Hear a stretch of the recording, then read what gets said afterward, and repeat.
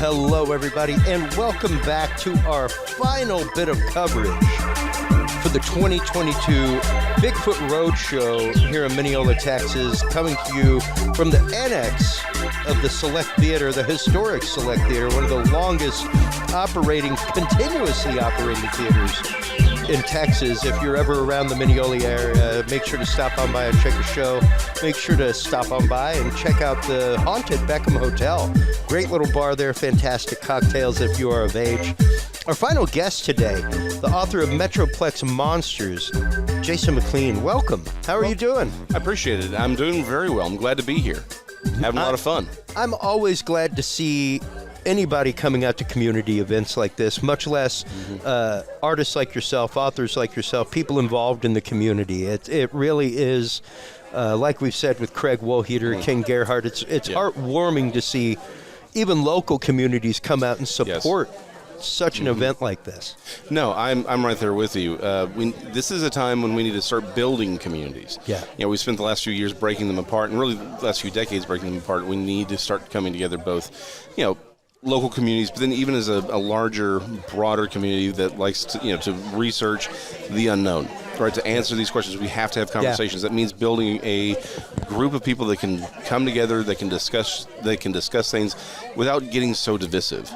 Yeah, and so divisive, I think, is the important part there, because once again, as we discussed with other guests today, it can be hard to come forward with an account at any point in time. From the 1800s to now. Oh, yeah. It could be a point of ridicule in your life, and it can be a point of discreditation for people with letters behind their names, if they have a sighting. Officers of the law, things like that. It's only literally since the public announcement of the ATIP program that it actively became okay for a pilot to report. Only then was it, if you see something, say something. Until then, is if you say something, we will take your license. We will revoke your flight status. Shut up about it. Because, that was probably the biggest takeaway. Well, actually, I had a lot of takeaways from the book, but the thing that struck me the hardest was,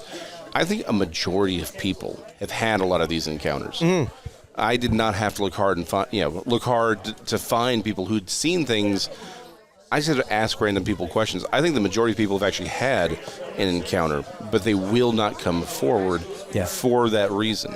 Yeah, and even within families. Oh, absolutely.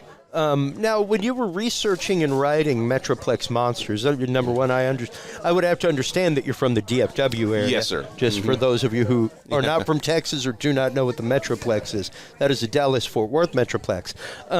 But tell us a little bit about your experiences gathering these stories, the accounts that you got, and some of the things that you found right there in your own backyard. Well, so the starting point is, I had my own encounter when I was 12.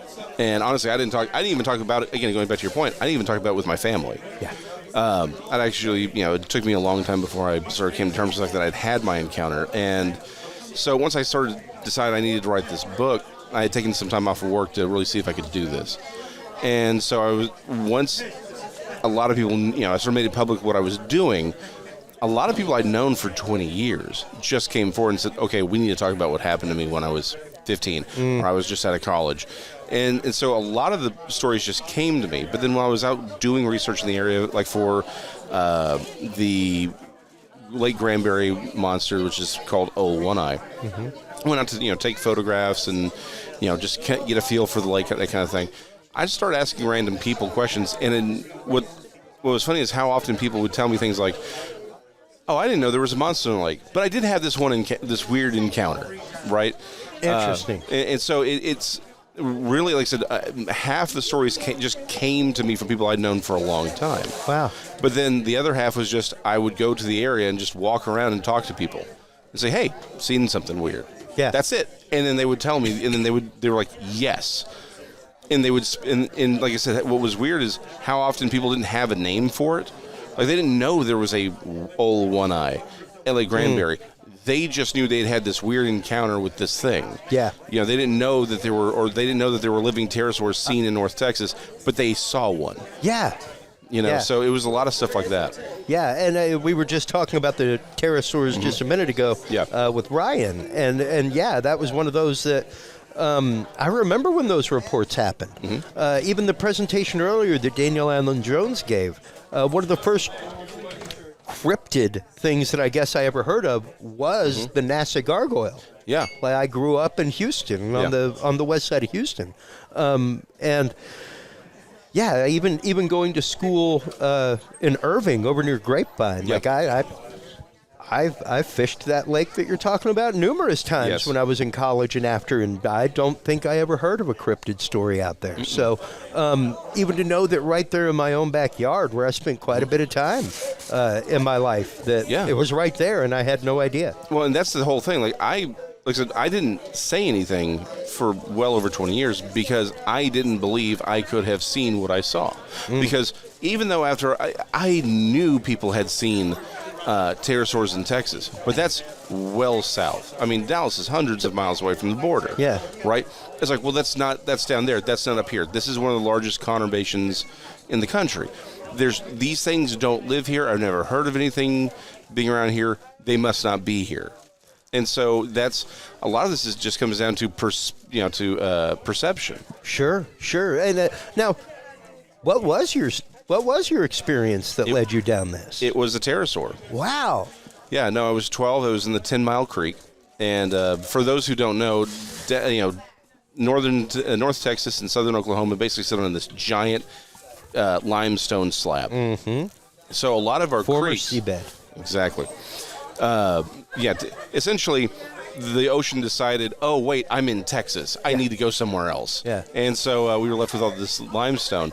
So the thing is, a lot of our rivers and creeks are cut into this limestone bed, and the 10 Mile Creek is one of those. It's like 10, most places 15, 20 feet into this limestone. That's very, very wide in some places. So we just finished, fishing. It was summer.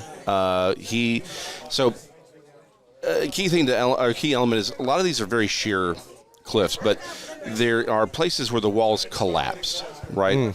And so you can get in and it looks like a little rocky bank and you can fish and do whatever you want. It was a lot of fun growing up in the area. Well, my friend had already left. I had already packed up. It's about 10 in the morning. And I had just got inside the tree line when I heard a noise. It was a call I did not recognize, just something. I was like, what is going on? So I poked my head out from the tree line, and at first I think I'm looking at the largest blue heron I've ever seen in my life. 8 to 10 foot wingspan, because I can see the walls. Yeah. It's the right color. It's sort of a Payne's gray. Yeah. But because I'm elevated now, it gets right in front of my face. Literally, its right wingtip is 5 feet from my face. Wow. It's just flying, and I look at it, and that's when I realize I'm looking at something that doesn't have feathers. And what I thought had been its legs sticking out from behind it was actually a flanged tail. A flange, again, think of a long reptilian tail, but then at the very end, having like a diamond shape. Yeah, like a paddle. Yeah, like exactly. a spade. Spade head. And that's when I realized what I was looking at was a pterosaur. Wow. And I was like, and then I was basically in the middle of this straightaway. Now was it at that moment, or was it later in life that you realized that was what you were looking at? I was very much into dinosaurs as a kid, so I knew what I was looking at was not, like I was looking at a pterosaur. Yeah. But I didn't really think of things like a Rhamphorhychus or whatever. I'm like, why does it have a tail? Because again, like most of us, I was, I love dinosaurs, but I was more into the popular ones. So I'm thinking, you think pterosaur, you think pteranodon, right? Yeah. That's what they have in the Flintstones and Jurassic Park. That's what they have in all those movies. So I saw it and I watched it, and basically in the straightaway. So I got a good look at it right here in front of me. Then as it just goes and then banks and disappears from my life, I went home, pulled out this massive book of dinosaurs that I had, and I'm flipping through and I'm like, what did I see? Because at that point I'm still thinking pteranodons. They have the swoop on the back. Yeah, they've got the crest. The cone, they've got a beak. This didn't have a beak, and they didn't have tails. And I was like, oh, it's a Rhamphorhychus. It's a Rhamphorhynchoid. It's one of those. It's a Rhamphorhynchoid family because it didn't have a beak. It had a face. More like a reptilian snout. Yeah, snouted. And it had a long flanged tail. I'm like, that's what I'm looking at. But I was like, okay, I knew people had seen pterosaurs in South Texas at that point because I was already sort of into a lot of this stuff. But I'm like, that's not, that's not here. This is that's hundreds of miles away. My brain could not wrap around the idea that this thing was here where I live. That's for strange exotic places like Loch Ness or the Congo or San Antonio. Yeah, it's that's just an incredible story, and to know that was the stealing point of your life, that is what let you down this road. And if you'd asked me this even a few years ago, I would have said, nah, I don't really think much of it. But it's only in retrospect I can go back and say, oh, I can see how it affected me. Because I had this story, I didn't even tell my dad, and my dad would have believed me. Sure. It's like, I didn't believe myself for 20 years. And that's why I realized I was always open to somebody else's story. Yeah. Because I realized I had a story that I didn't believe. It was incredible even to me. Yeah. And so it's like, and I'm like, okay, well, the first thing I did was, like the first little booklet I wrote was using artwork and art history to prove that the Rhamphorhychus had lived until very, very recently. There's ways of doing that. Again, I won't go into all the details here, but you can use sort of art history to prove this. And I was like, okay, so even then, it didn't click with me that's why what I was ultimately doing was pursuing it. It wasn't until, like I said, really a year or two ago, it was like, oh, I see what happened. Yeah. We don't always know why we're doing the things that we do at the time, but in retrospect, you can kind of go back and piece those things together and be like, oh, I get it. Yeah. Yeah, absolutely. And with that in mind, going back, piecing things together, what have you pieced together thus far, especially in your local area, and what are you looking at investigating right now? So, okay, so I'll answer that last one first. Okay. Right now, I know this is more of a Bigfoot thing, and again, the programs I'm on, they tend to lean more towards Bigfoot and stuff like that. Sure. I am more interested in the pterosaurs for a number of reasons. One, they're reptiles. You could argue whether or not Sasquatch is intelligent, is it human, but it's clearly smart enough to stay away from us and actively. Yeah.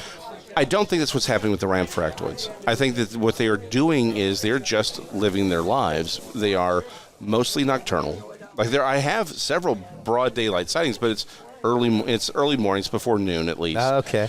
Right. But they do appear to be mostly nocturnal. They are not so outlandishly large, at least the ones in North Texas, that they stand out immediately. And their coloration is either a dull red or a Payne's gray.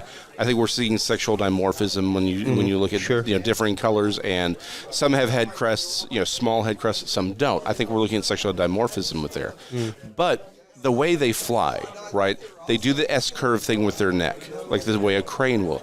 I think they look so much like cranes when they fly that when most people see them, they don't recognize they just think it's a crane and they move on. That's what I did. And literally everyone I've spoken to said, I thought it was a heron. I thought it was a pelican carrying something. Yep. I got ones that I thought it was an owl, but that's because she saw it at night. It came right by her car. It wasn't until it was in the headlights that she realized she's like, it's a dinosaur. Yeah. Okay, technically not a dinosaur. They're reptiles, but from the average person, they're saying that's a dinosaur. Yeah, and that's just it. It was a mid-step point between the two. But even with that being said, especially whenever you're talking about this critter specifically and its blunted snout, the first thing that pops into my head is Jersey Devil. Yeah. Oh, absolutely. That's actually one of the conclusions I've come to is I think the Jersey Devil is the Rhamphorhychus. And I think people saw it. And the thing is, when most people say, okay, well, but the Jersey Devil looks like this weird thing over here, it's like, no, that is what an artist a newspaper artist in Philadelphia who did not take this seriously. Yeah, most of them have almost a horse-shaped head, like a pony-shaped head, things like that. And when you're talking about Rhamphorhychus and you go and look up their head, they're pretty similar to the accounts. Yeah. Especially the front on view, the red eyes, things like that. Yeah, the blunted snout. Oh, blunted snout. Again, the bifurcated tail. Yep. Right? It's when you look at it, it's like, okay, the problem is when most people describe something, they describe what they know. Yeah. People did not know what dinosaurs were back then. So they were just trying to describe what they knew. And we see this throughout history as well. You go back and you look at a lot of these older, dragons or even the unicorn, right? Yeah. What they're doing is they are describing something in their own context. Yeah. And if you take what they're saying seriously, not literally, but seriously, you can reconstruct what they're looking at. One of my favorite versions of this is actually the cockatrice, right?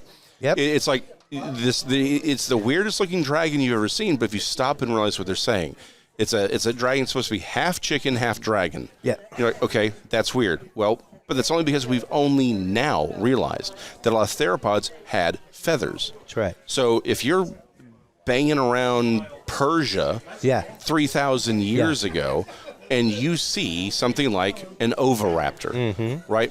It has a beak. It's a theropod, which means it probably had feathers, but not completely covered in feathers. And it's just, how would you describe that? Yeah. It's a chicken. Yeah, like an Archaeopteryx. Yeah, exactly. It's like, it's a chicken that's also a dragon, right? That's the only thing you're going to come up with.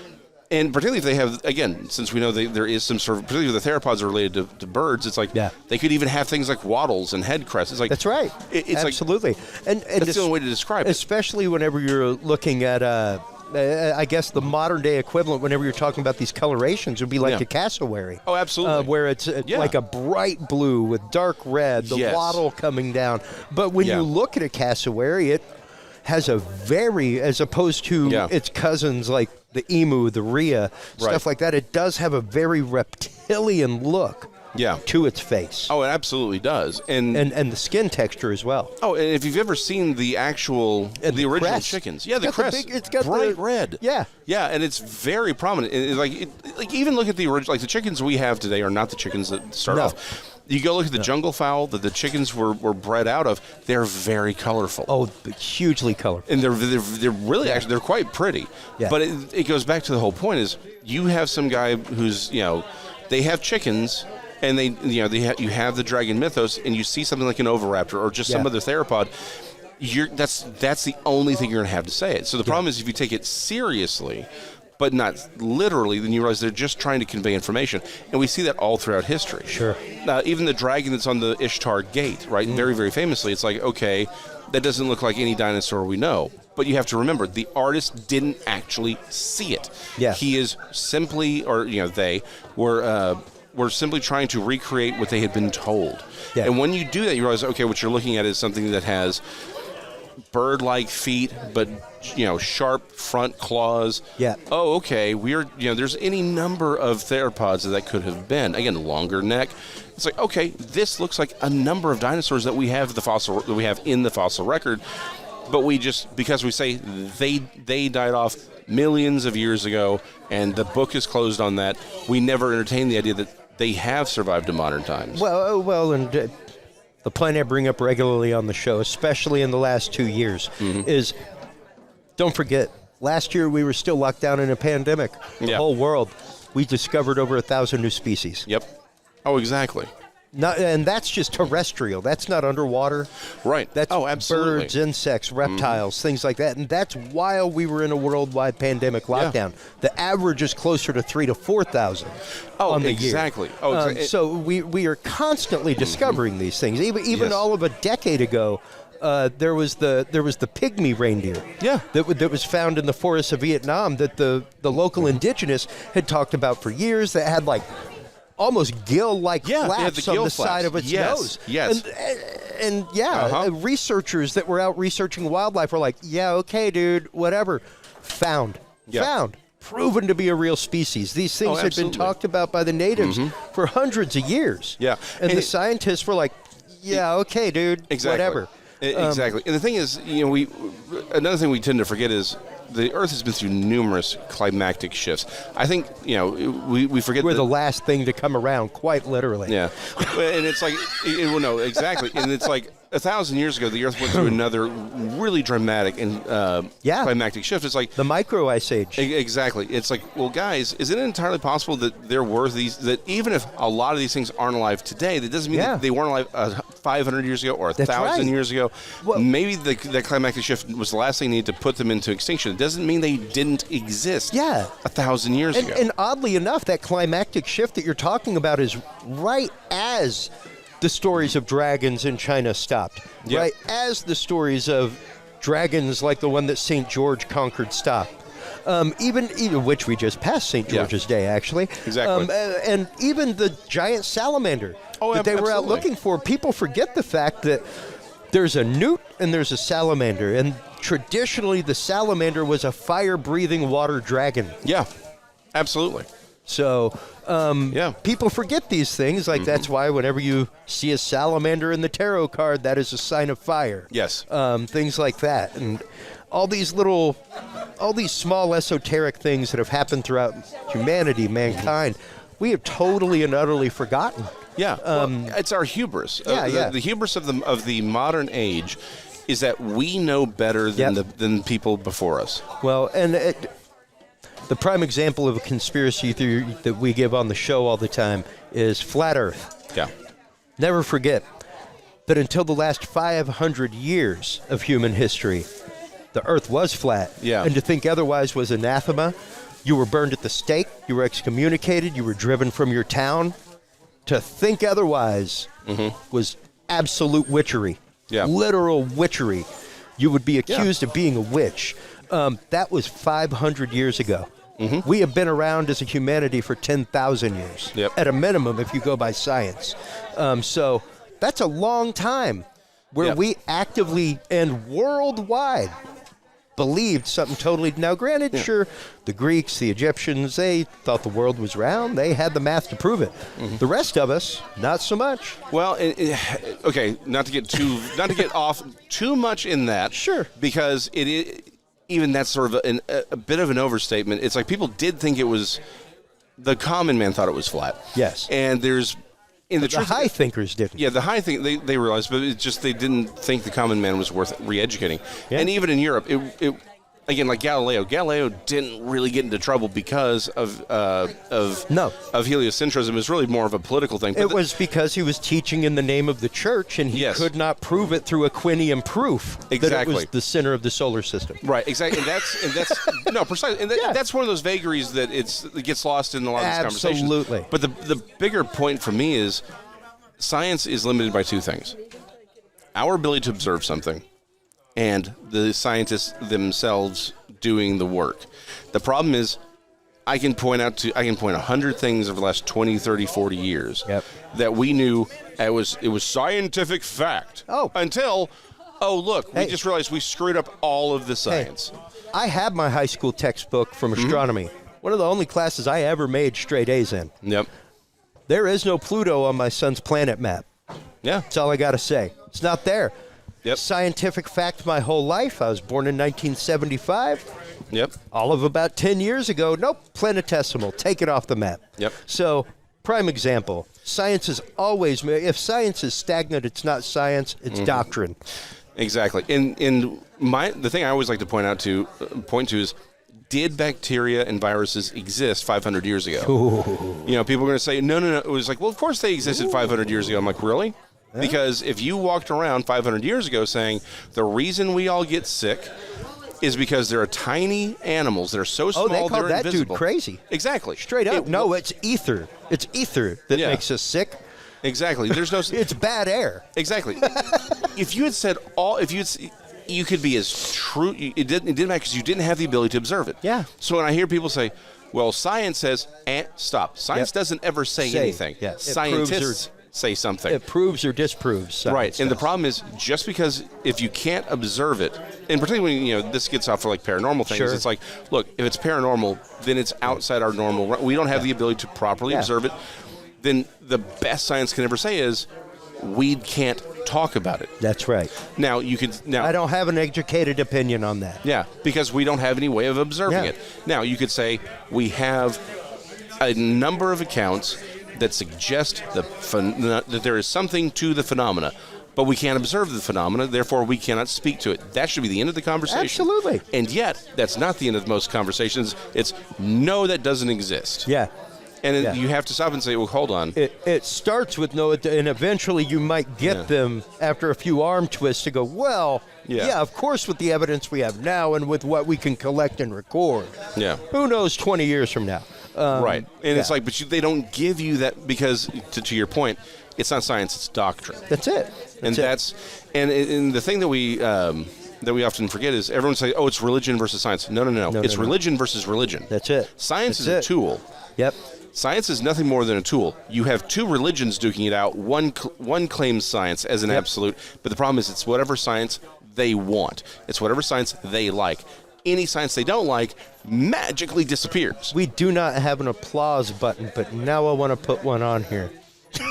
Because that deserves a round of applause. And quite literally, I can't wait to dig into this book. I want to have you on the show again and again, especially talking about pterosaurs, things like that.